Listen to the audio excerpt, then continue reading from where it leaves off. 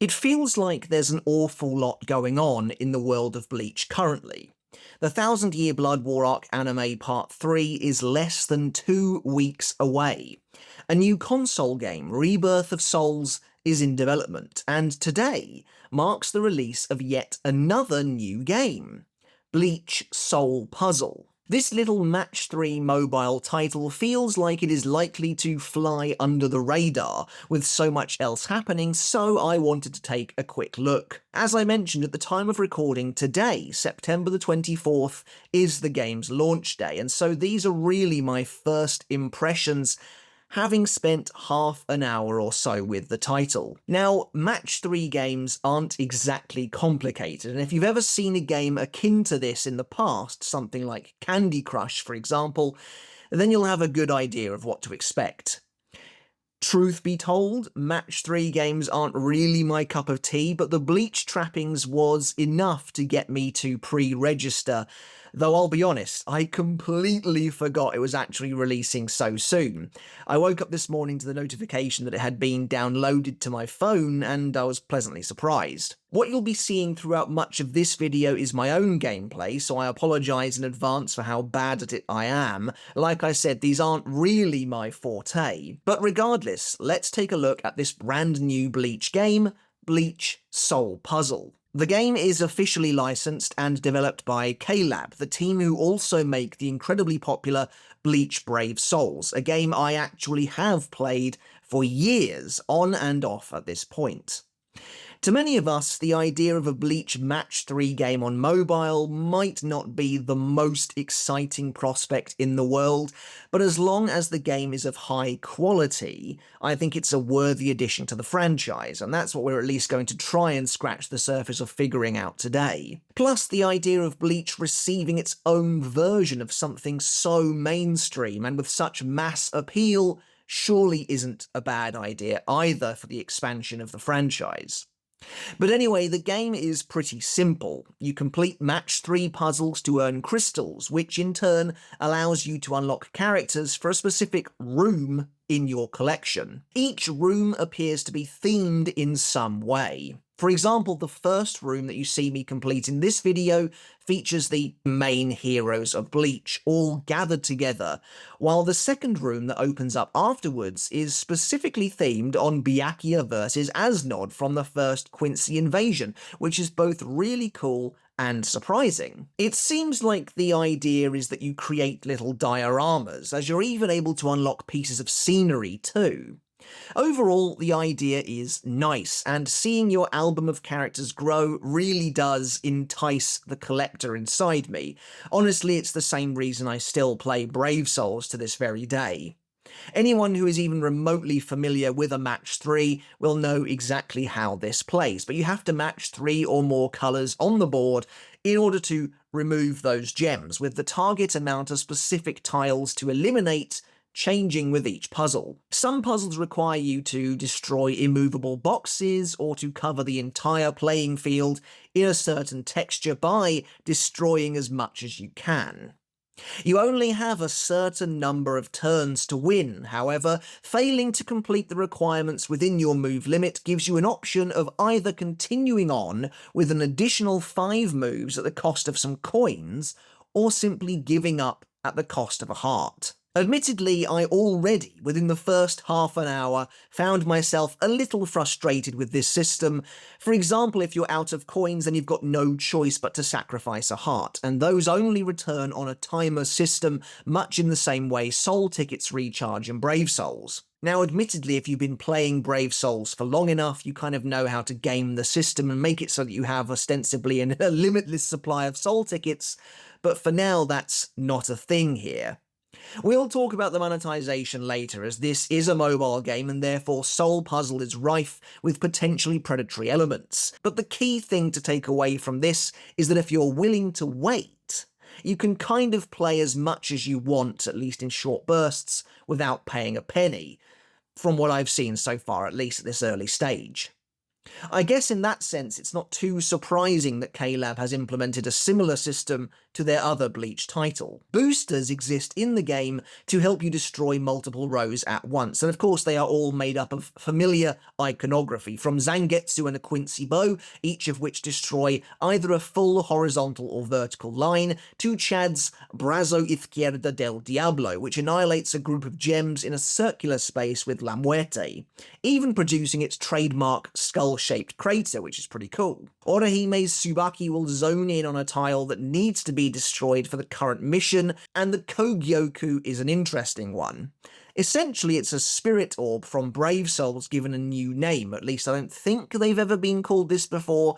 The Kogyoku destroys a bunch of tiles at once, making it perhaps the most useful item in the game. One nice little detail is that by combining two of these boosters on the board, you'll activate a special move where both characters launch an attack together, a named attack straight from the series, destroying a huge chunk of tiles. Even if it is essentially just a match 3 game with a Bleach skin, the attention to detail in some areas is appreciated all the same. But speaking of the game's Bleach look, really my favourite thing about this is the presentation, and I'm actually quite impressed. For an old fan like me, there is nothing like seeing brand new, bespoke artwork of the characters, and I rather like the chibi style they're employing here. Bringing the characters of Bleach to life with totally new art is perhaps the best thing about Bleach Brave Souls, so I'm glad to see that spirit carried over to Soul Puzzle. Though I say totally new art, but Asnod in particular appears to be in the exact same pose as his render from the anime's official website, so that's weird. Though I think, in part, that might have something to do with the fact that the art style used in this game was actually seen first, I believe, as part of the Thousand Year Blood War Arc anime exhibition, as these are some of the illustrations you can find in those exhibitions, which were then turned into acrylic merchandise, the likes of which you see in this game, and that we'll talk about later. Perhaps the chibi style is off-putting to some, I'm not sure, but for a game of ostensibly smaller scope like this, I think it actually works really well. It befits the tone of a laid-back puzzle game to present Bleach in this light, in a way that's not quite so serious, and perhaps more appealing to the mass market. And as far as the collecting aspect of the game goes, I think it works well there too. The chibi characters are displayed as small acrylic cutouts, much the same as you can actually buy, usually as part of Bleach exhibitions, and so it's like you're building your own collector's cabinet of Bleach merchandise almost. But the presentation is pretty nice throughout the rest of the game too. The menu is clean and easy to navigate, and again is clearly taking some cues from Brave Souls. Perhaps this will only get busier over time, it's hard to say, but for now, I think it works. On the whole, the game has a clean, almost clinical appearance, but I actually quite like it. It helps the colours pop where there are colours, which is pretty crucial for a match 3 game. I enjoy the small details too, the fact that the differently coloured crystals are each emblazoned with an icon from the world of Bleach is small, unnecessary, but an appreciated touch all the same.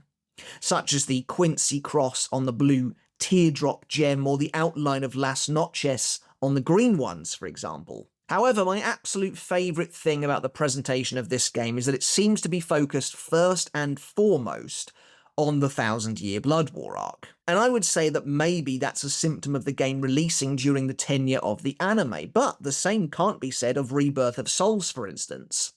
Again, as a fairly old-timer Bleach fan, I'm used to seeing the same old arcs represented in supplementary material and outside media again and again, the same old character designs, and so to see the Thousand Year Blood War arc taking centre stage here is actually really refreshing. To be able to get the Sternritter as part of the collection already is wonderful. I was really surprised to see Asnod up for grabs on the second room. You just know that many of the Sternritter are going to come to this game before they even have units in Brave Souls, which is a sign of ultimately how slow off the ground that game was in getting to the final arc in a substantial way. It's only really now that we've begun to see a consistent Thousand Year Blood War arc presence there. And the same goes for the as of yet unreleased Soul Resonance. It didn't appear as though the Thousand Year Blood War arc was going to feature much at all at release. But here, characters and designs from the Thousand Year Blood War arc are the go-to choices, which is great to see. I'm interested first and foremost in the character collection aspect, so I hope they continue to expand the roster of collectibles and include some deep cuts from all across the story. The backdrops of levels feature screens and locations from the Thousand Year Blood War arc anime, such as the arena in which Byakuya and Renji dueled as Nod and Master Masculine, and it all looks pretty great. Of course, this being a mobile game means the monetization will almost always be present, front and center.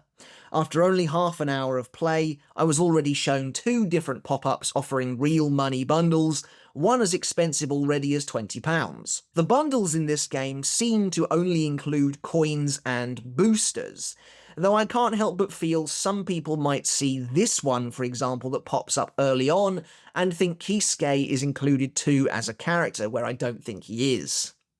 But dive into the coin shop and you'll be greeted by absurd pricing, with one bundle reaching almost £100. And really, considering this is a match 3 game, there's virtually nothing of real interest and certainly not of real value on offer here. And I know that this is essentially how it goes, how the minefield of mobile gaming is these days. Bleach Brave Souls also features an insane pricing scheme where you can purchase orbs, character packs, and other items for ludicrous amounts of real money, so again, I can't say I'm too surprised by this. Ultimately, the most valuable currency in-game is the coins, without which I think you will eventually be locked out of retrying levels, which doesn't feel great. You do get a small number of coins for each puzzle you complete, so that's something. I haven't played long enough yet to lose all my coins, but I am getting there, I think, so eventually I'll see how it works. If you get to a stage where you only have hearts left, then I think based on what I've seen so far, you'll be forced to quit a stage each time you fail and you'll lose a heart, and with only 5 hearts maximum at any one time, play is going to feel pretty limited sooner rather than later. Basically, the hearts are the amount of levels you can attempt. If you manage to complete a level, you won't lose a heart. However, if you fail one, you will forfeit one.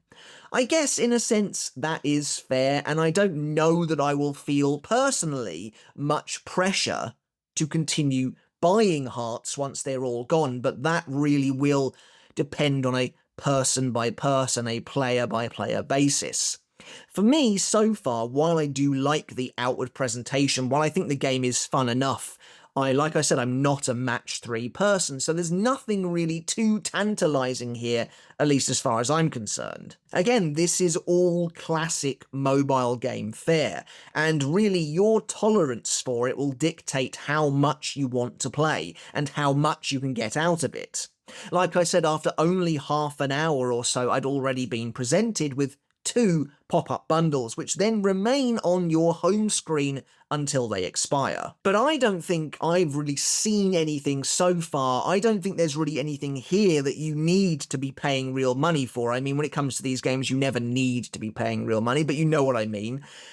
However, we'll see how long it is before they start including actual characters in these bundles too. Since the main objective of this game is to complete your character collection, and you do that by playing these puzzles, well, I imagine the character collection will become much more intrinsically tied into the overall rewards progression, the overall monetization and microtransactions a little later on. But that's really all I have to say on Bleach Soul Puzzle for now. It's a short video, but it's not a particularly deep game, I don't think, though again, I've only played half an hour or so.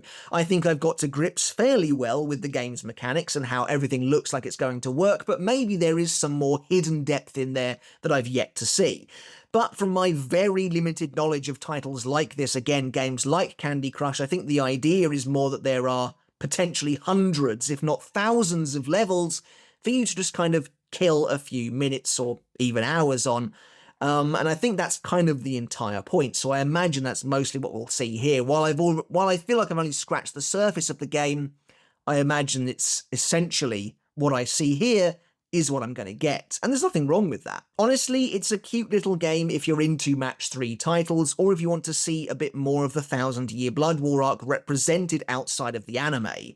Like I said, I am a fan of the art style they've used here. I think it's quite nice, I think it's quite cute and pleasing, and I like seeing more characters here represented from the Thousand Year Blood War arc than I maybe expected right from the off. So I'm going to keep playing for now to try and build my character collection. I don't know how long the game will hold my attention for, and I've got a lot to be playing outside of this as well, so I guess we'll see. Maybe if I'm tired of Bleach Brave Souls, which to be fair does happen quite a lot, I might be able to just jump over to this for a few puzzles here and there. And honestly, if that's how you end up finding yourself playing this game, then really, as naive as this might be, I can't see there being any reason for you to spend any money on it yet whatsoever, because you won't be affected by the hearts recharging on a timer. But yeah, I am going to keep playing for now, and if you want to add me as a friend, feel free. My name is Mr. Tomo, though it looks like there's only 10 friend slots, which is extremely low to me. I saw earlier that you can get hearts via friends as well, I think, so perhaps KLab don't want people exploiting that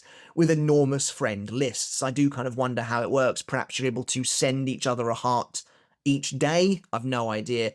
So if you had a friends list of 100 people, say, then you'd never have to spend money on anything, really. But even so, 10 feels very stingy. I should reiterate that this is literally day 1 of the game being released, so expect it to evolve and transform over time if it's popular enough to be sustained. As I mentioned earlier, while a nice little package with a unique art style to boot, a match 3 title isn't really what Bleach fans have been asking for, but with Rebirth of Souls officially in development, we know it's coming. This pill has been a lot easier to swallow, I think. The real question at the end of this video is how much longevity does a game like this actually have? Bleach Brave Souls has survived and frankly thrived for almost a decade, which is incredible going. But it also definitely appeals to Bleach fans inherently a lot more than I think Soul Puzzle will. If you're playing, let me know your thoughts on the game so far down in the comments below. Like I said, I've only put 30 minutes or so in, so I'll be diving back in soon enough to dig a little deeper. Alright guys, but that's it for this pretty short video, just a first look and first impressions of Bleach Soul Puzzle on the day of the game's release. Like I said, match 3 games aren't really my thing, so if there's anything I've missed out, do please let me know down in the comments. If you're an expert on these kinds of games, I'd love to get your thoughts and impressions on Soul Puzzle, how you think it's going to do, what you think it maybe brings to the table. Does it bring anything to the table that other match 3 titles don't outside of a Bleach skin? For Bleach fans, that's perhaps all it needs to do, and I think it does the Bleach look pretty well. I don't know. I want to find out what all of you think down in the comments below, and like I said, make sure to add me if you haven't done already. But that's it for the video, guys. As always, I really hope you enjoyed it, and I hope you took something of value from it as well. As always, I want to end this video by saying a massive thank you and giving a huge shout out to my wonderful supporters over on Patreon, without who I simply wouldn't be able to do this. If you like what I do here over on YouTube and you too want to support me that extra step further, thank you. By visiting the link down in the description below, you can support me over on Patreon for as little as $1 a month, where you get your name in the credits of every single video just like this. And by supporting me at the $2 a month or higher level, you can get every single video I release absolutely free of baked-in YouTube ads. Alright guys, that's it from me. As always, I really hope you enjoyed the video. Until next time, I'll catch you later, and I'll see you then.